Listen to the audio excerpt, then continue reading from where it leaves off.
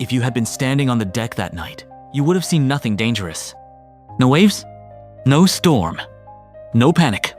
And that is why more than 1,500 people were doomed. April 14th, 1912.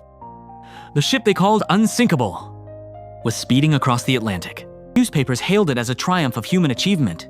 Its owners spoke of speed and records. Engineers were proud of its design.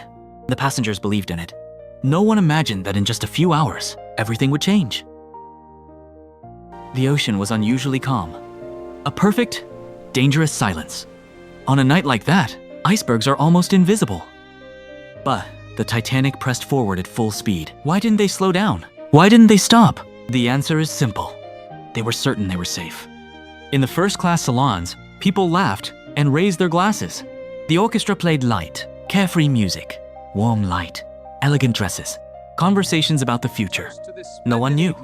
It was their final evening. 11:40 p.m. A lookout spotted a shadow ahead. An iceberg. The bell rang. Orders were shouted on the bridge. But the ship was too large, and the distance was too small. The impact wasn't loud. There was no explosion. Only a long, ominous scraping of steel. Some passengers didn't even rise from their seats, but below deck, water was already pouring into the hull. The ship's designer quickly understood the scale of the disaster. 6 compartments were breached.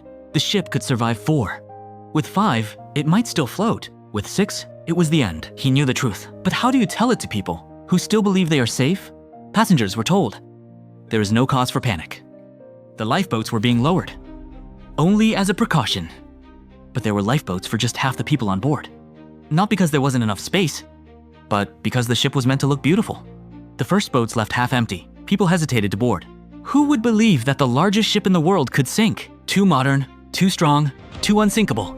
The orchestra remained on deck. The musicians kept playing, even as the ship began to tilt. The music wasn't meant to save anyone. It was meant to quiet the fear. The screams faded, and silence followed. A silence that could never be forgotten.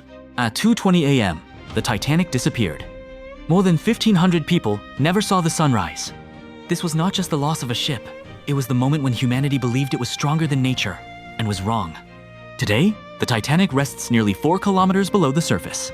A steel giant, broken by silence. And every time we speak of it, we remember one simple truth. The ocean is always stronger